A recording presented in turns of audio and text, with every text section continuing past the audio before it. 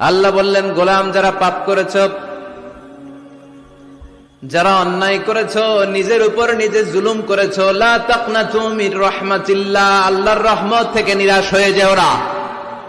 লা তাইআসু মির রাউহিল্লাহ, আল্লাহর রহমত থেকে নিরাশ হবে না। ইন্নাহু লা ইয়াইআসু মির রাউহিল্লাহি ইল্লাল কওমুল কাফিরুন, কাফের মুশরিক ছাড়া কেউ আল্লাহর রহমত থেকে নিরাশ হয় না।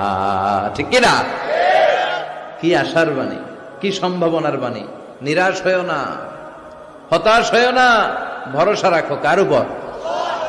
আপনি কত পাপ করেছেন, কত নামাজ ছাড়ছেন, আপনি কত মিথ্যা বলছেন, কত জুলুম করছেন, কত ওজনে কম দিয়েছেন, কত সুদ খেয়েছেন, কত ঘুষ খেয়েছেন। আপনার পাপ যত বড় হোক, আল্লাহর দয়া ক্ষমার মহাসাগর তার চেয়েও বড়।